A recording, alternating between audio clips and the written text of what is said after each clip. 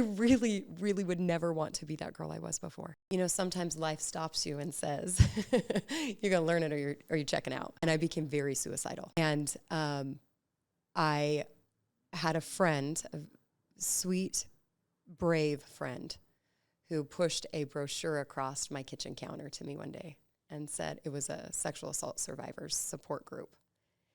And she pushed it across the table. And I was not in a place, I was not as warm then. I was very walled up.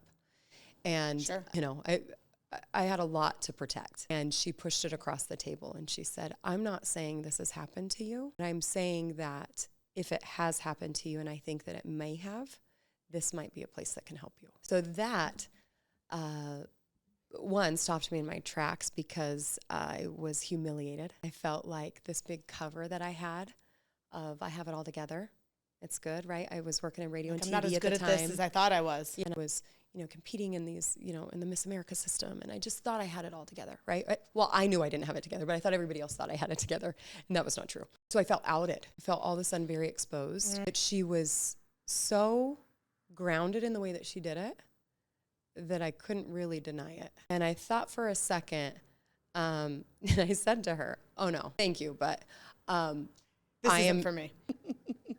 I am not about to be one of those people who sits in a room with a bunch of other crying people and whines about bad things that happen. I'm not going to do it. And she was kind of like, yeah, okay, you better. But she moved on. And then I found myself in the parking lot about 3 weeks in a row of that support group, sitting in the parking lot going, Wow. just go in, just go in. Oh, you're not one of those people. You don't need that. And finally, I think it was like week 4, I was like, all right, well, we're not going to come sit creepily in the parking lot again. We're going to get out of the car and we're going to go in there. And you don't have to say anything, but you do have to sit and listen. And I started to hear other people say the things that I thought, but I wasn't brave enough to say. And I was like, I got to do something with this. And so, and I knew I was kind of on borrowed time. And once Like a short fuse.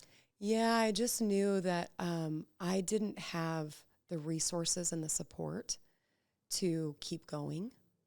And the pain was so unbearable. And really the thought of feeling so broken and feeling like I would never get back to the girl I was before. I would never be, so fun and fancy free and just feeling untouchable in some way. And now, and I've spoken about this before, so I'll keep it brief, but I really do think that was such a turning point for me because I would never want to be that girl I was before.